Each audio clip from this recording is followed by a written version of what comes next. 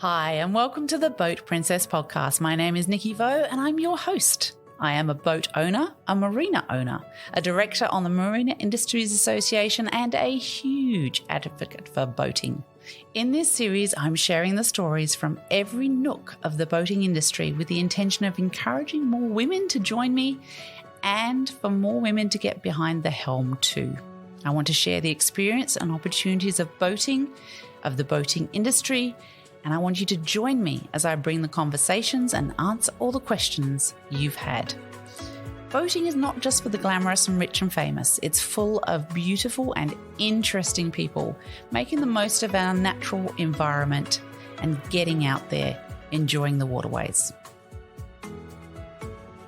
So let's set off the lines, take over the helm, and escape to the world of boating.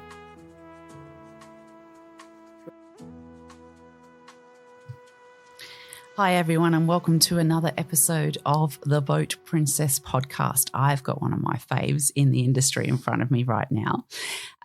John Hogan and I met for the first time in, I'm going to say Amsterdam. Do you say that, John? Yeah, I'd say so, yeah. Yeah. So I was at the World Marinas Conference presenting at that quite a number of years ago, about 2018 or something like that, I think it was, or maybe in 2016. And John was there and we met on a barge in Amsterdam. So John Hogan of Superior Jetties, welcome to the podcast. Thank you, Nikki. It's nice to have you here. Now, I've known you for a while, but what I love doing about this podcast is that I actually get to know you a lot better because I'd probably ask you a lot of questions that I wouldn't normally ask you. So let's start with you as a person. Where were you born and where did your life begin? I was born in a flood in 1958 in Mackay. And the Mater Hospital there, the story has it that Dad had to come and visit by boat because there was so much water in the streets. So I guess the boating started right there at birth. And you obviously intrinsically from a baby decided to build things that get you on top of water. Not always. Like as kids, it was always fun. We grew up on a sugarcane farm west of Mackay, and we'd have tin canoes. So it was a piece of custom orb that was folded around a pine transom, and a piece of a 2x1 in the front, which was the bow, was nailed together and tarred, and it kept some of the water out, but it also would cut you. But they were amazing canoes. They were very light and fast. Oh, my goodness. So on a sugarcane farm? Correct. Cattle and cane. Okay, cattle and cane. Yep. Okay. So how big was that? Like the industry's changed now, but it was family farms. We were about 750 acres. Oh, only 750 acres. Okay. And like most of that was cattle, like in the wilds and the rough gullies and stuff. And then on the more fertile plains is where you did the agriculture and grew cane. There you go. Yeah. Okay, so that's where you grew up. How long were you there? I lived there till I was 25. Okay. So I went to school at Marina Primary School. I went to Marina High School.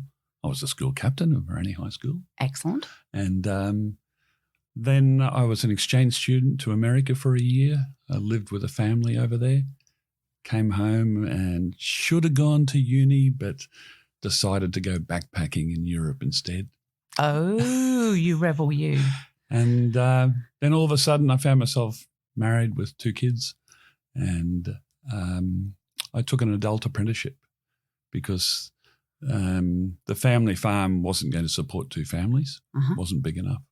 And so we decided to go and join Mount Isa Mines in the 80s, had started a new coal mining division, and Newlands Coal were employing apprentices. So I'm always very grateful to Mount Isa Mines because taking on an adult apprentice was a second chance at a career. And they're wonderful people. They also supported me through doing an associate diploma in mechanical engineering and a business degree. So for my sins, I studied at night for 8 years to get the qualifications I thought I needed to build a new career. Wow, so you're working full-time and you're studying in the evening as well. Mm. Yeah, that's full on. Were the family at that time as well? Or? Yeah, the boys were little. Yeah. Yeah, they were, when I started, they were 1 and 2.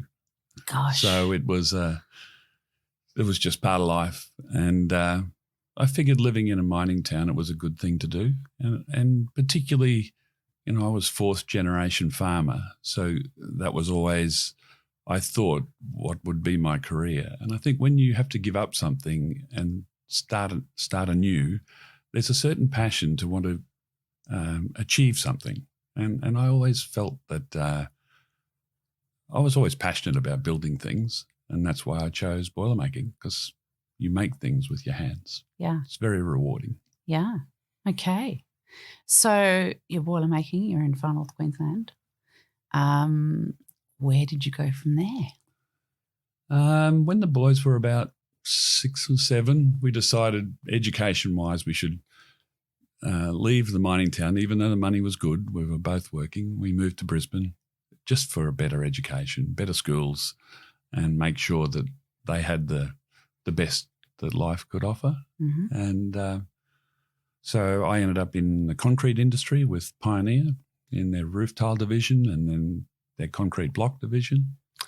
And Jackie was working in HR, and it was an American company called Arco, and they transferred her to Denver in the US. Oh.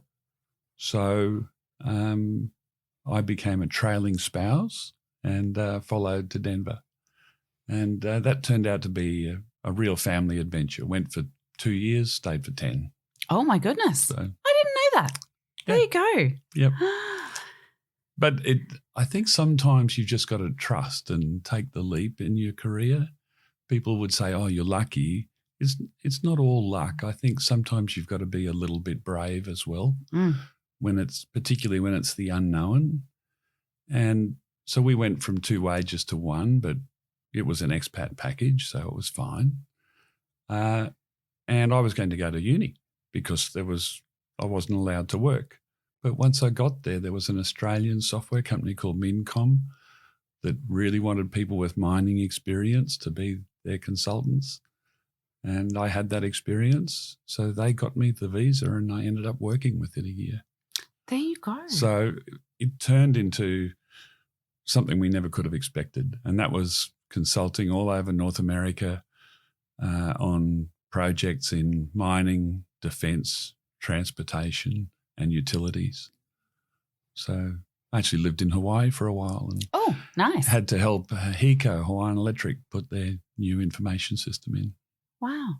So your boys were actually primary school educated in US? No, in Brisbane they were, all primary was in Australia. Yeah. And then they were just going into high school when we went to the States. Okay. Probably not the best time to move your kids around the world. But it was interesting. There was never a dull moment. Fair enough. And so you're working in the US, you're both working in the US. Yep, we did that. Then Arco sold to BP, so we could have come home or get demobbed in the US, so we took the second option. Okay. And I went back into concrete blocks in Minneapolis. Wow. With the Anchor Block Company. Okay. And did that. And that was really good because it taught a lot about working with industry organisations. And that is what I apply today in the marine industry in Australia. A lot of what I learned about customer service and particularly collaborating with all of the other stakeholders in the industry, suppliers, customers, competitors, industry organisations. And I've learned a lot of that in the US that I brought directly to Australia when we came home and bought Superior Jetties. Okay. So you came home and you bought Superior Jetties. Why did you pick Superior Jetties? Midlife crisis. Well, most of us pick a Mustang or something like that, exactly. right? I mean, could have been a red convertible. I bought Superior Jetties. Did you have? You hadn't had any experience in the marina space at that point, then? Zero, and sold everything I owned, bet it all on red. Wow. Changed countries at the same time. When I look back on it, way too much risk, and I wasn't even sure it would work because I'd worked for larger companies. I hadn't been in business myself. But I think that also makes you, when you're young, I think you're fearless. Yes. You've got plenty of career time ahead of you. You can crash a few times and you'll be fine. Mm. But I felt like it was last roll of the dice. It had to work. And I actually went and bought the Small Business for Dummies, those red and black books. Yep. The yellow black ones. Yeah. I bought the little yellow and red book. Yeah. And I got a highlight pen. Yeah. And I went through it and I highlighted all of the things they said, never forget this, make sure you do this, was how to start a business. Wow. And I was dedicated.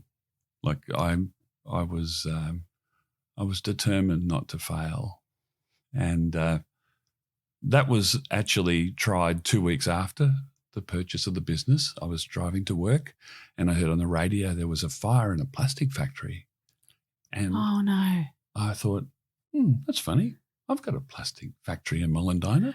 I came over the hill and he's a pall of black smoke and TV cameras and it burnt down.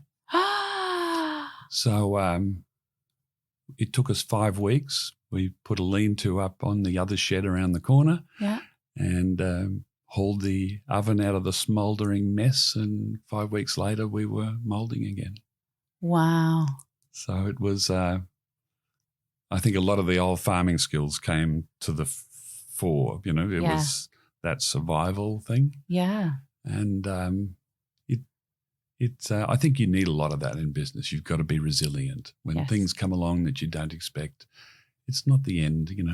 You've just got to reset and go again. Mm. And I think over the years, our team's been really good at that, and it's part of our culture at Superior. Mm. Do you think that's the reasoning behind you? Because you innovate quite a lot, don't you?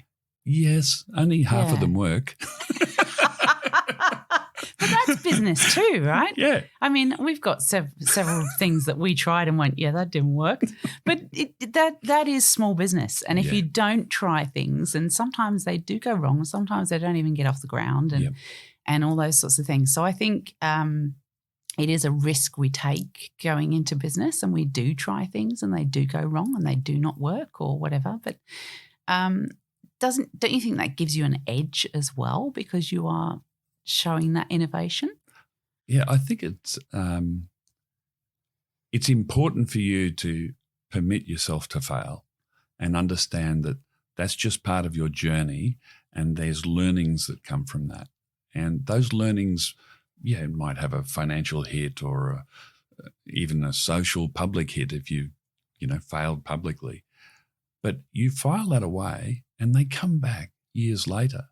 So I remember one project we did in 2010 and it really didn't work, and it was a new marina system. We thought it was going to be really cool and it wasn't. It was too expensive. And it's funny, 10 years later, we had a problem and we went back to that project and went, let's get that little bit out of there and put it in here, and it works now. Aha. So I think you're right.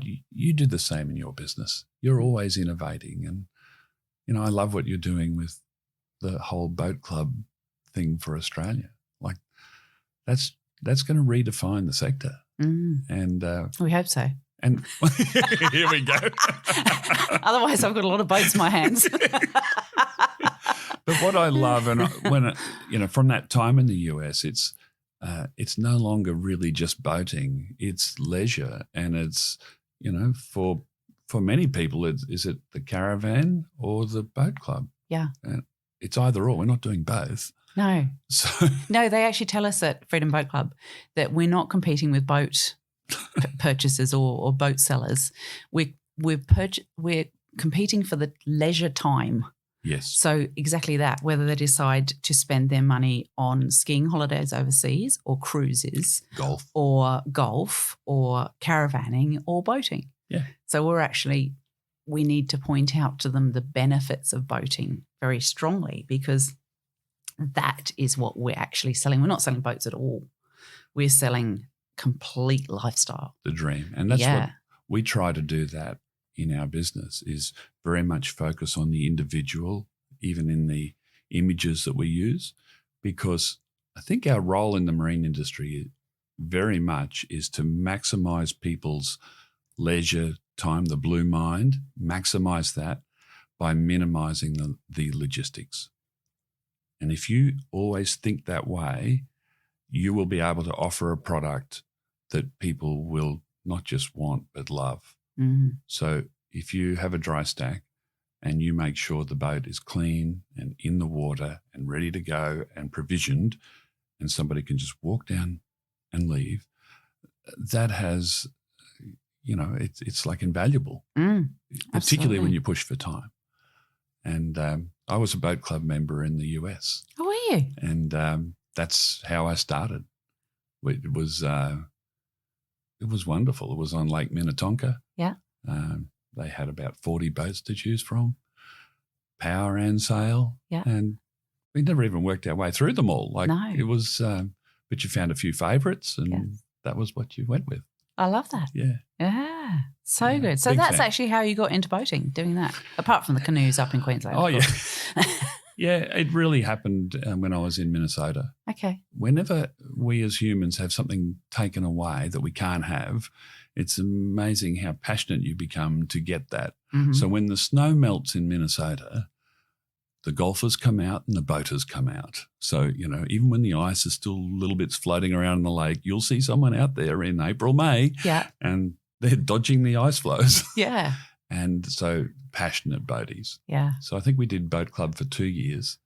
And then my neighbour had a 50-foot Sea Ray, and he loved jumping wakes on his jet ski, so he wanted me to drive the boat for him. So suddenly you were driving. All of a sudden I had a 50-footer. boat club and I'm driving a 50-footer every weekend. We go, what have we got this membership for? Oh, okay. So All that's where right. the marine bug really bit. It was, there's 10,000 lakes in Minnesota. Yeah. And people are passionate about their boating. Yeah, absolutely. I guess I kind of fell in love with it there. And so I Mm. wanted to do something around the water. And I read about Superior online in the Courier Mail. That it was for sale? Yes. Okay. And I was looking at a business in the US, and I thought, I'll just have a look at something at home. And bought it, came over and checked it out. Wow. And then we all moved back one by one. Gosh. Yeah. So you've bought something you don't really know a lot about. Am I right? Or do you know more about it than we think you do? Well, at its core, it said that it had metal manufacturing. I'm a boilermaker. It has project management. I did that in the mines as well. And it had engineering, which I know enough to be dangerous. So, sorry, I mean safe. And so I had elements of it from other industries, but not my only experience in what we do now was really as a boater. Yeah. And I continued to do that. I love the difference in visiting a marina by land in a car and arriving by water or in a boat. Uh-huh.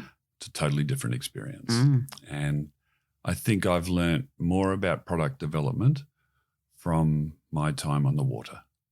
I remember very early on we used to build a hydrolift which had large floats on each side. And Ron Delbora gave me my first marina berth at Mariners Cove. I was in B23, right in front of Fisho's pub. Oh. With a wonderful The pressure. cross current that used to just rip through there in the afternoon. So on a Sunday afternoon when you're coming home and you're trying to line it up and you're tentatively putting it in and out of gear instead of just driving it in because you don't know what you're doing, and there's 1,000 people behind you applauding as you finally get the boat in the slip. And you go, oh, this is a tough crowd. And I got in there and there were no cleats on the floats. You had to get off, jump over the float and tie it up to the dock. Oh, no. And I remember thinking, what is this stupid product that doesn't have a cleat when I need it most? went in Monday. We're putting cleats on.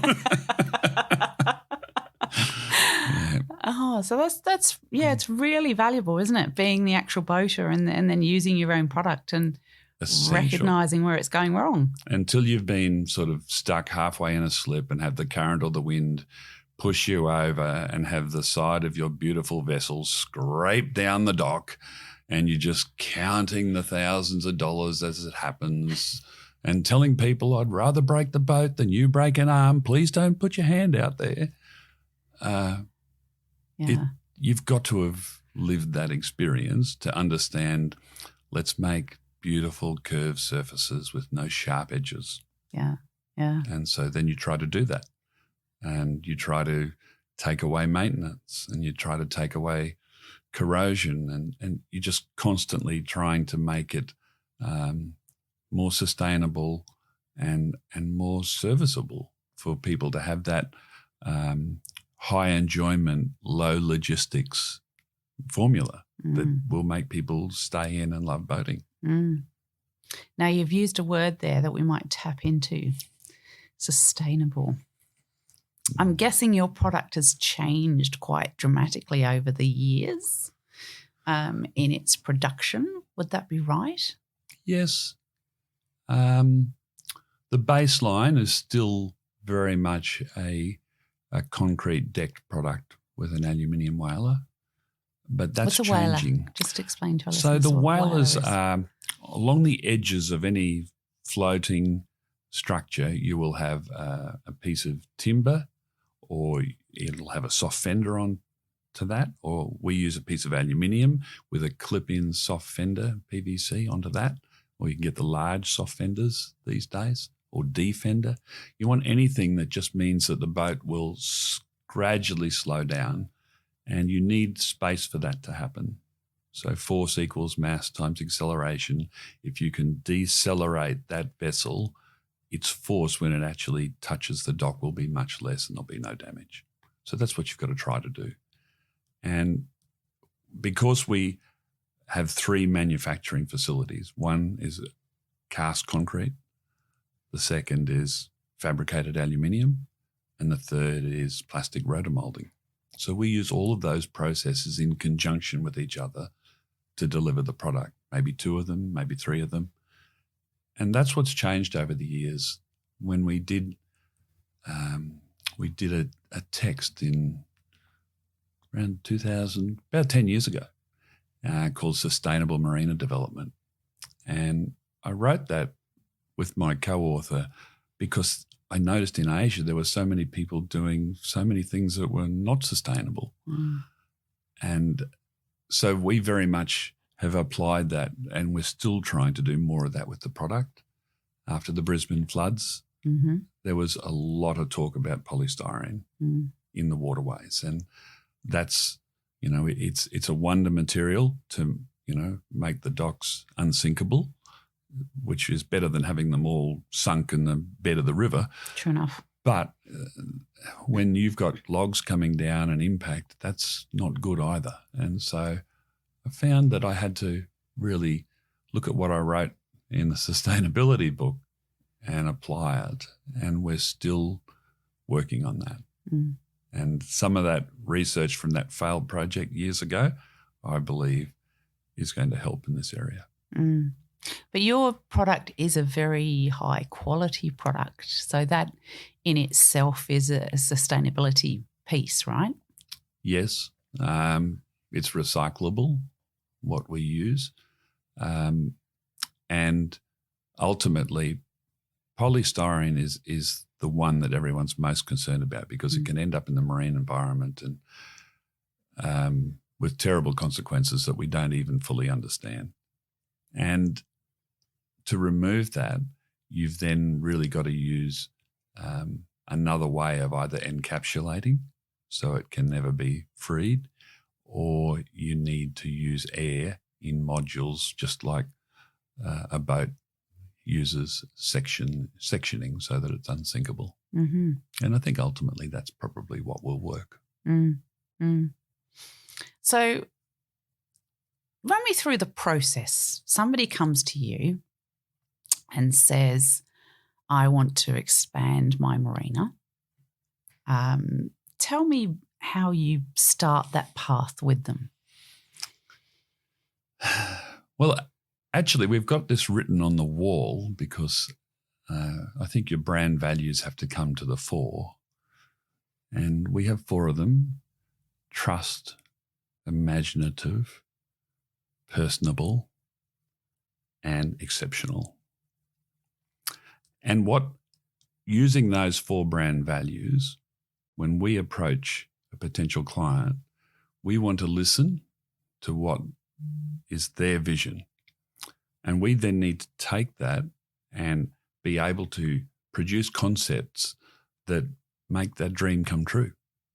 And I think the better you listen and the more you are connected into that dream, and when they realize, yes, you can deliver this, it actually is a wonderful process because it becomes a shared dream, a shared vision, a shared achievement.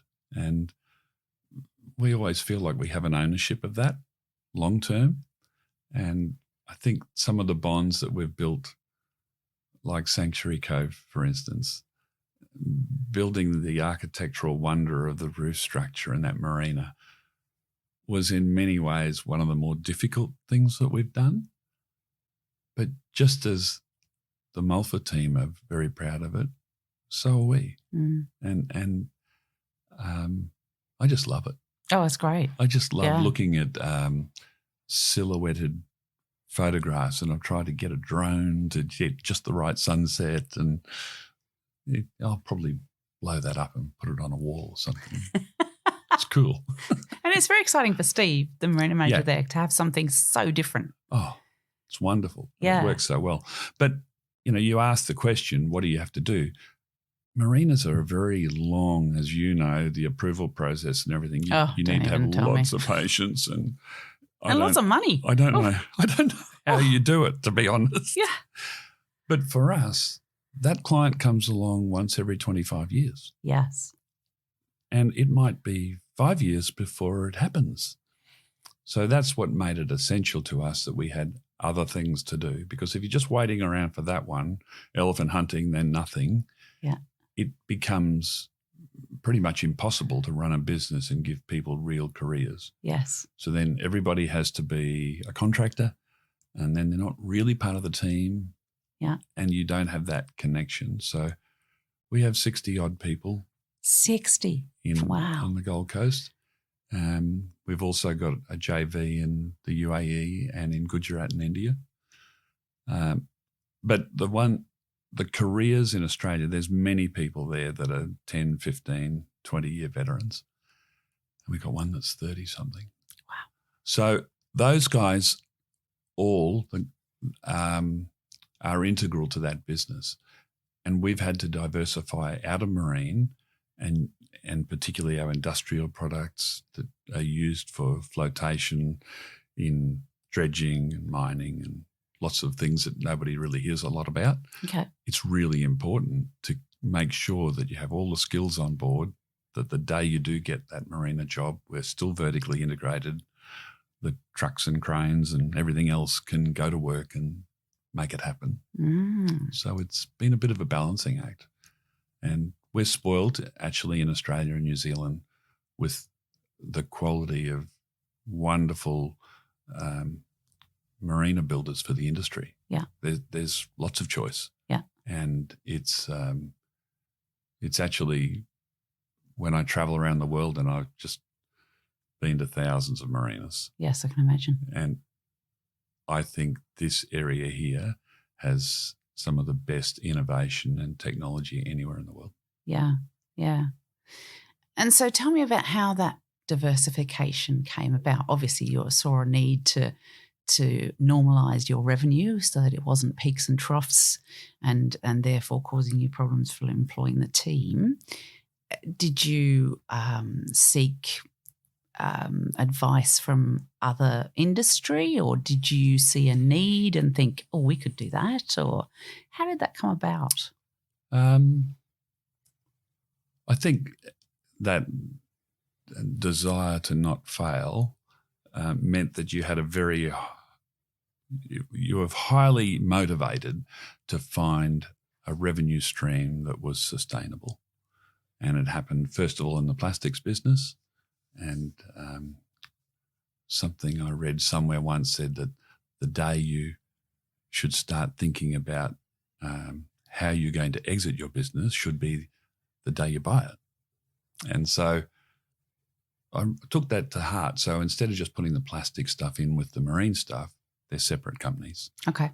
That means that there's lots more options in the future, whatever happens. Mm. So here they are, little plastics company.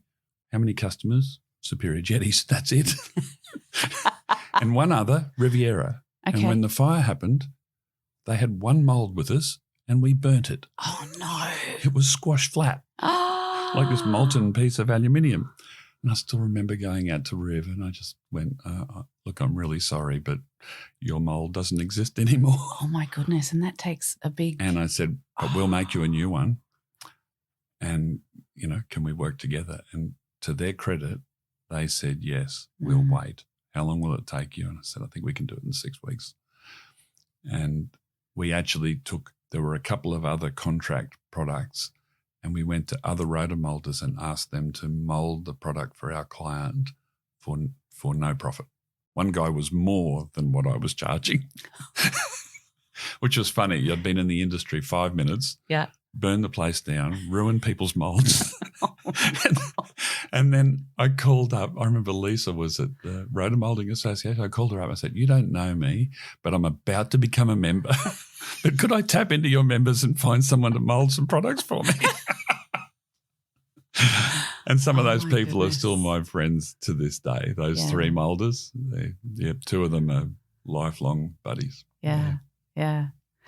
You are a particularly resilient person, I think, John. Okay, so you've diversified to a plastics company. You've got your Superior Jetties. Is there any other areas you've done as well didn't you do some water sport products for a while and all that sort of thing? Look, we've done a lot to do with jet ski docks and stuff like that. But that sort of becomes... once somebody purchases a pontoon at their home, so very much, there's 700 kilometres of waterfront on the Gold Coast. Yeah. And every 20 metres there's another house. Yeah. So, even today there'd be less than 50% saturation with thousands and thousands of docks in people's backyards. Yeah. And as soon as they've got the dock, whether they've got a boat or not, there'll be water toys, be it kayaking, jet skis, tinnies, rite of passage when the young fellas, 10, 11, 12, boys and girls are in tinnies. Yes. And that's their bicycle that they're running around. Yeah. And once you've got that, you need the floating dock. Yeah. Because that's the safe, easy way to arrive and leave from the dock. So that is a big advantage of you being where you are, isn't it? Oh, that's key. Yeah. I think if we were based anywhere else in the world, we would not be as effective. It's sort of Australia's water sports playground. Yeah. It's probably akin to the Intercoastal in Miami in the States. Yeah. Actually, a lot of the Gold Coast, Subaru's small, I think, went over to Florida in the early days. Yeah. And that's why a lot of the suburbs have the same names. Yeah. It was built on that lifestyle. Yeah. And that's very much a part of what we have, and it's done very well. Yeah.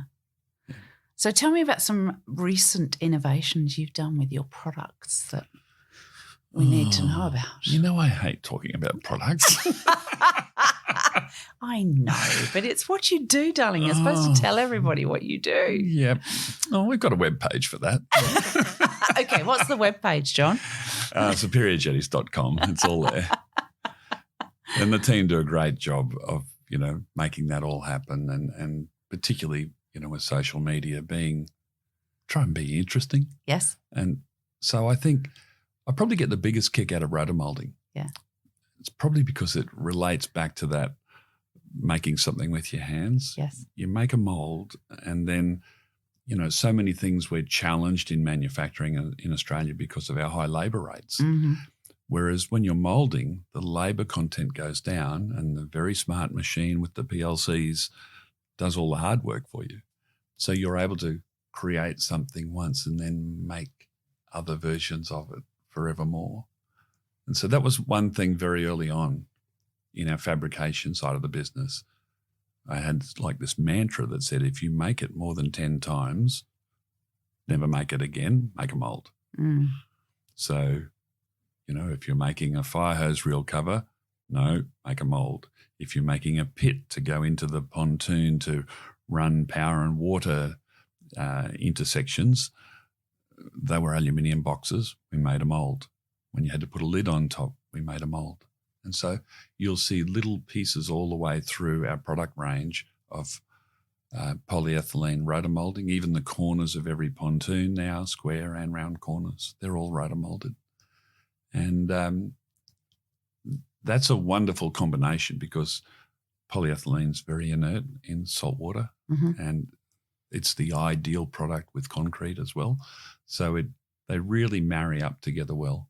We're doing some really fun stuff with the large super elite pontoons that we used at Superior Yacht Club for Australia's largest super yacht berth, 165 metres long. Oof. But that's actually got rotomolded polyethylene voids into the concrete product to allow these massive bolts to hold the pontoons together.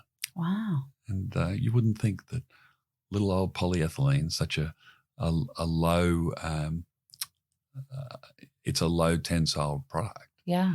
But it's able to do the job until the concrete cures, and then the concrete does the work. It's really fascinating. Interesting. Yeah. Yeah. Got to be a bit of a geek, I think, to get off on that stuff, but engineers love it.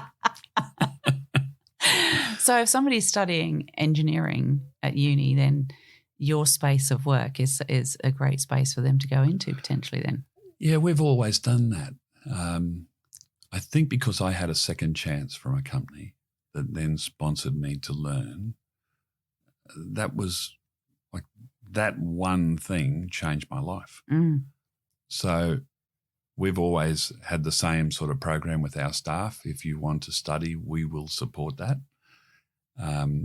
And we also have the universities come and visit, particularly the design students. I think in second year from Griffith, they always come and tour our rotomolding facility because they're designing. They want them to be able to design in that genre. And then we take graduates on as well. So we've usually always got one or two graduates each year that come. Like one guy came to us last year and it was just going to be holiday work. And so he did one holidays and then he came back the next holidays. And then he said, I'm actually building my own 3D printing machine. He bought a little one and then he supersized it and made it bigger. And we said, well, here's a drawing of our new connection system. It'd be really good if clients could see a 3D model of that. He went home. A week later, he came back. He said something like this. He'd made it. Wow. He's just graduated just last week from QUT. Yeah. And he's got a wonderful job. He's going to go and see the world. But, that's a very gratifying part of your career when you get the opportunity to see new dreams happening and people taking off. It's like one of our apprentices, Robert, won the Apprentice of the Year. Yes. And went to Amsterdam. Yeah. Like he was working in the plastic factory. He wasn't even an apprentice. Yeah. He just said, do you think I could do an apprenticeship? Yeah. And we went, yeah. In boiler making? Yeah. So he changed out of the plastic shed into the metal shed, went through, finished his time, and he's now got a crane ticket and a truck ticket, and he's talking about buying a house. So, amazing. How cool's that? Yeah, yeah. It is lovely when you own a business to support people and see them progress and all those sorts of things. And know their kids and where they went to school. And I think that's what small business is about. Mm. We're very rooted in the community and it's the best. I think it's actually a real privilege to be able to do that, and we should never forget that, that it's all of the team together that creates it. Mm. And I remember, gosh, that would have been one of the Marinas conference. up in Queensland, and I remember this amazing blue lit up pontoon out on the grass. Because you've always been a little bit different, John, with your presentations at the marinas conferences. Like the guerrilla marketing when we drove the truck and the crane into the middle. That was naughty. You've always got our attention somehow, haven't you? Yeah, that was very funny. That was one of those ask for forgiveness type deals. It was on the Gold Coast. Jeez, it had to be done. No, that was funny. That was the waterscape. Yep. So waterscape was we were actually one of the companies the Queensland government took for it was a program about being better by design, and it actually came from New Zealand.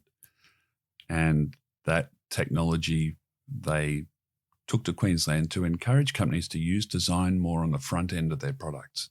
So instead of engineers creating the products, which I was very good at creating products, 50% of which failed, they encourage you to employ a designer and fail often and fail fast. Okay. And by doing that, they taught you how to take some photographs and tell a story, the story we just talked about leisure time for people going boating. And then Dr. Sam Bukalo was our coach, who's, look him up, he's a great guy. He's in Sydney now, but he was in Brisbane then. A wonderful designer. And he came and did some of the first interviews with me, and he'd just lay the photos out and interview our customers about what they loved, what they truly loved. And he'd just put a photo out. Here's Tom. Tom's going to a boat show. Tom's going to buy a boat. Tom thinks he'll really love that. And then he just said to the customer, what's the last thing you bought that you really loved? And this customer said, well, my surfboard. I don't surf anymore, but I used to.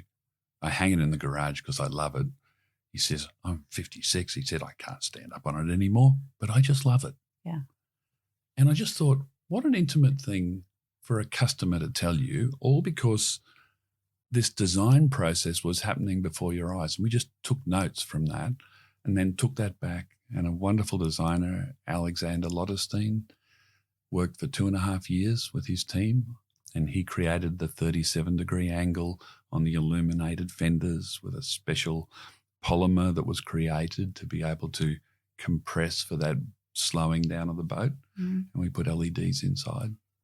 It's a beautiful product. Very expensive. And that's where we think we got the balance wrong. We should have come up with a more affordable option for volume. But it won a design award. It won an international design award. It was Alex's first from Design Australia.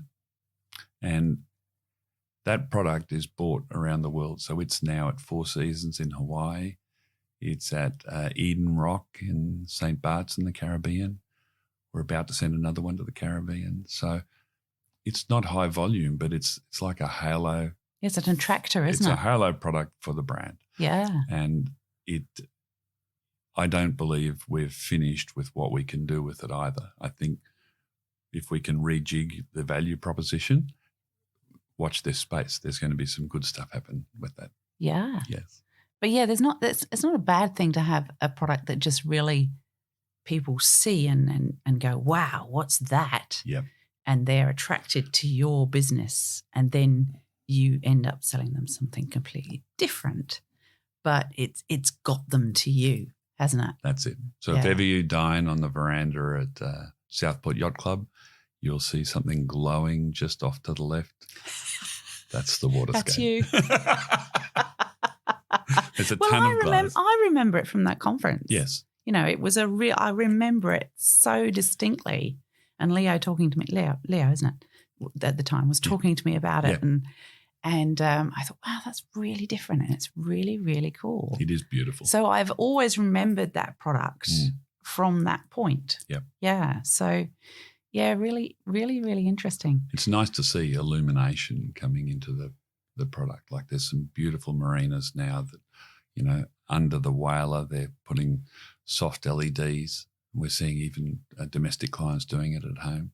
Just beautiful. Well, lighting makes such a difference to design, doesn't it? I had a call yesterday from a client and he just bought the best, our Black Series, beautiful, not a big pontoon, but it was as much as he was allowed at his home. And he wants to illuminate it now. He didn't then, but now he does. And he said, now, do you need to do it, or I've got this LED guy? And I says, no, yes, your guy, but make sure you do these things around salt water. But his first thing, I said, hi, how are you? I said, is everything okay? Because I didn't expect a call from him. He goes, oh, yes, I love it. He said, I go down there every night and roll around naked on it. He goes,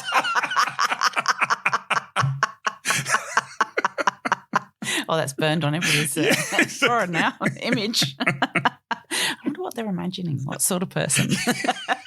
He is funny. Oh, that's fantastic. So what's your, what's the favourite thing for you about what you do?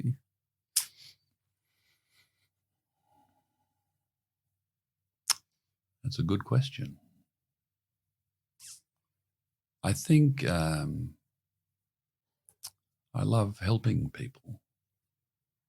And I know, particularly from, some of the stuff even here in this conference, we talked about the blue mind and the serotonin and peace and relaxation of being by the water and how it can be healing. I think if we can help people experience that, and we produce the bridge from land to water, we make it easy and safe for you to approach that wonderful world of water. And I've experienced that, and I want to share it with others. That's lovely. What a wonderful way to finish. Thanks. Thank you so much, You're very good at John. this. Thank you. Oh, thank you. Yeah, you do this. You're easy to talk to. Thank you. Well, we've been mates for a while. Hey, too. That always helps. But I do like to, I guess, get to people's why in their business, because that's actually the fundamental of why we do what we do, and that is as us in the boating industry, that is why we do what we do. We want people to enjoy the water. We want people to feel that blue mind. We want people to have that part of their lives that is a complete juxtaposition to the busy, screen-filled lives that we all live now. Yeah. So, and you're providing that, as you say, making it easier for them from going from land to water. Yeah. And it really is the key of it. Like our mission statement says that, we create sustainable ways for people to be able to work, live and play. And that's what it's all about, really, is building that bridge. And I hadn't actually been asked that directly until you did just now, and it made me I had to just stop for a minute. But it is that's the mission statement of the company, which is the same as my personal desire. So it's good. Wonderful. So if people want to get in touch and buy one of those blue wonders, we are how do they get in on touch? the Gold Coast. We're on all the socials at superiorjetties.com. We're on Instagram at Superior Jetties. And we're also on Facebook. You can drop us a line on Facebook, and I think a bot will answer you, and then a human soon after. It's really funny. I watched it, and if a human hasn't followed up the bot, I get cranky. No, but it's we're available anywhere in the world. Yeah, that's you part of our supply logistics. all over the world, don't you? Yep, anywhere. Yeah. And if one of our channels doesn't do it best, we'll put it in a container from Australia and make it happen for you. And we've installed in the Seychelles and in South America and all places you'd never imagine you would ever go. Tough site visits. And we've had a guy standing on a pontoon with a shotgun in Cooktown to keep the crocs away. Geez. And the locals going, oh, that'll be right, I got a gun, I don't think we're getting in there. Yeah, but that's half the fun of it. Yeah. You know, being able to anticipate what is going to happen in a remote region, send it off into the jungle, and then make it happen. Yeah. What's the most unusual place you've been? Or the most memorable, maybe? I went to Indonesia, to the Riau Islands. Oh.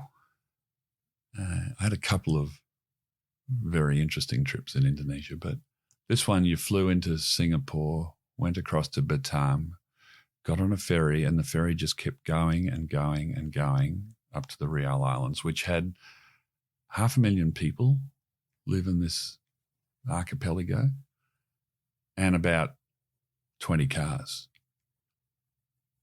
and lots of scooters. But I don't think I'd ever seen poverty quite like it. People were happy, but they didn't have a lot. And there'd been many structures built for these wooden vessels to do all trade, to go to school, to do everything. And I have a photograph of a little girl going to school, and she's wearing the hijab and she's jumping from one boat to the other to get to the dock. And a policeman's got his hand out to catch her. Wow.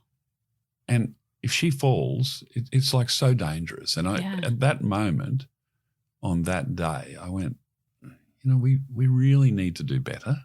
And like for us, it might be relaxation boating, but for them, that's your livelihood. Yeah. That's living a safe life. And we stopped for lunch next to a boat in the jungle, and they handed us a banana leaf with a piece of chicken in it.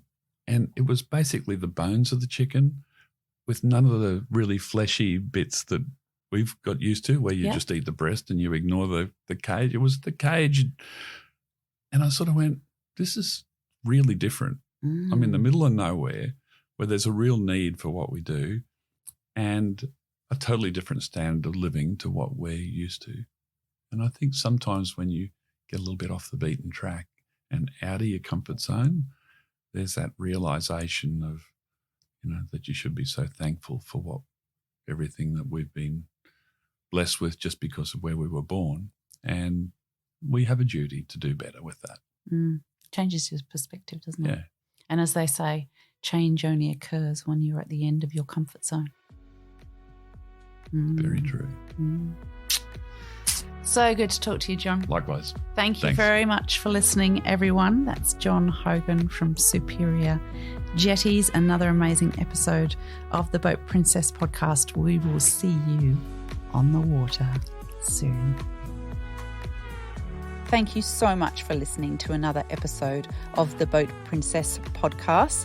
I hope you've enjoyed it. And if you'd like to know more about what I do and where I am, then you can follow me on Instagram at The Boat Princess. You can also sign up to my newsletter on my website, which is theboatprincess.com. Take care of yourselves, everyone, and hopefully we'll see you on the water soon.